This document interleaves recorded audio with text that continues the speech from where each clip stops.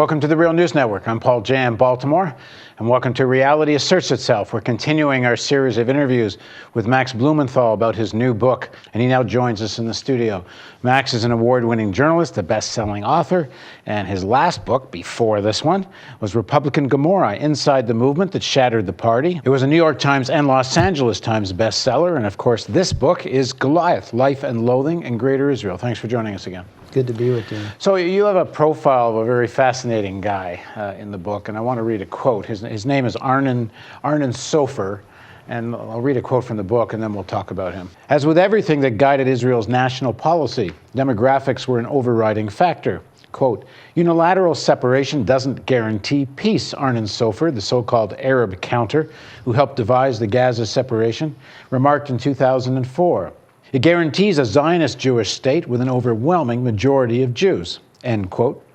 Echoing the stark forecast Dayan presented at Nahal Oz almost 5 decades before, Sofer spelled out the implications of the withdrawal.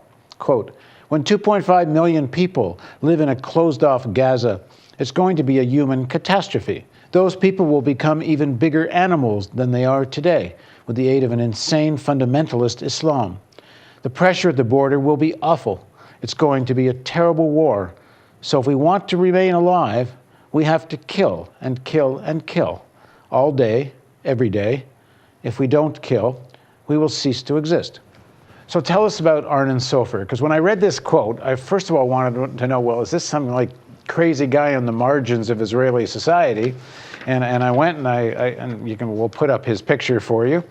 This guy's a real guy. Sofer is one of the University of Haifa founders, amongst other things. Since 1970, he taught, mentored, and is involved at the IDF, Israeli Defense Forces Command and Staff College.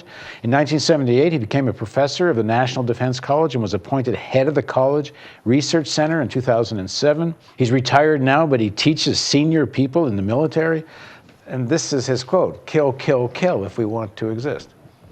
Yeah, I mean, I think it's important to see everything that's happened since 1893 as something that is as a blueprint that's been meticulously planned and designed to confine the Palestinians to as small a space as possible, with the most Palestinians in the smallest space, to reserve the most land for Jewish Israelis. Arnon Sofer has really designed the policy of the last maybe decade or 15 years that has defined the political and geographic and even the military environment in Israel. He's one of the most influential people in Israel in the post-Oslo era, and most people watching this right now have never heard of Arnon Sofer. Arnon Sofer is nicknamed by his colleagues at Haifa University Arnon the Arab Counter.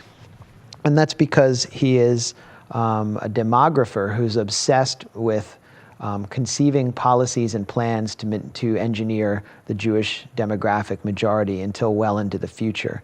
And you heard this quote about him talking about Gaza becoming sealed off and the Israeli army being required to kill and kill all day, every day, otherwise we cease to exist. This is right before the Gaza withdrawal, as it's known, when thousands of settlers, mostly religious nationalist settlers, were withdrawn against their will from the Gaza Strip, and the Gaza Strip was promptly placed under siege. Hamas was elected, fended off a coup from Fatah, and the siege was tightened. And Arnon Sofer's prediction really came to bear. The Israeli military calls it mowing the lawn, but they mount these periodic strikes with, or escalations, which culminated with Operation Cast Lead with drones, where they're constantly attacking and harassing the civilian and population of Gaza, and also attacking whatever military targets they can find.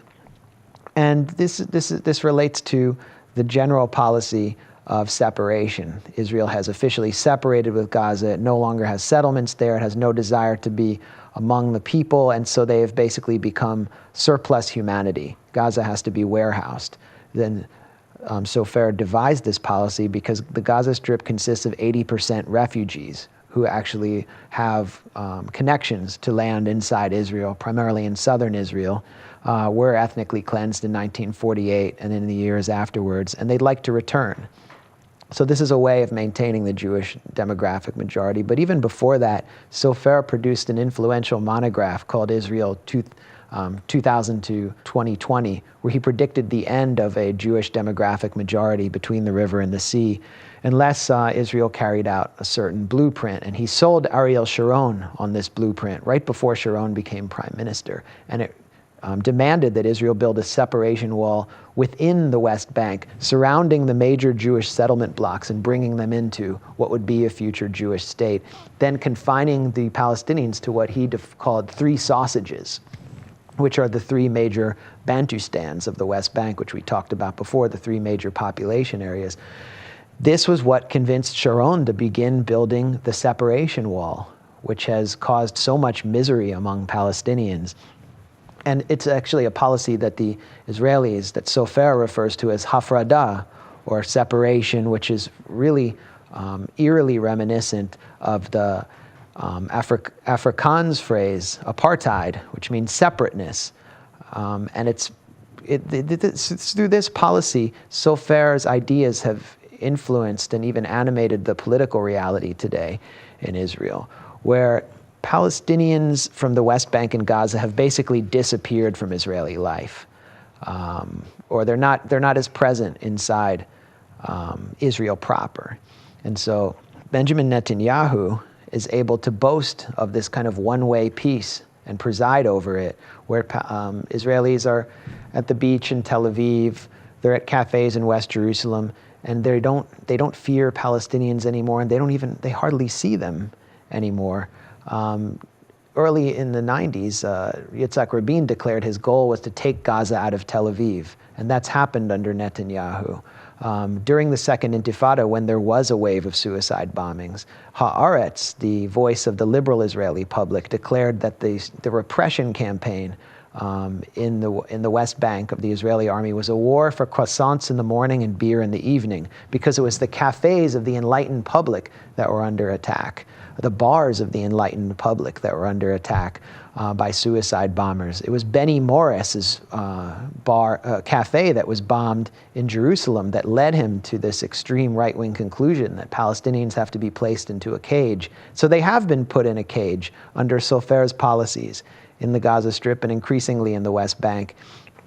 And this has allowed Netanyahu to enjoy political stability, to enjoy the complicity of the Zionist left and the enlightened public, and the support of the right as he expands settlements. And Netanyahu refers to this environment as peace without peace, or this policy as peace without peace. In other words, that Israelis are enjoying a one-way peace, while Palestinians are constantly harassed and besieged, and there is no agreement possible.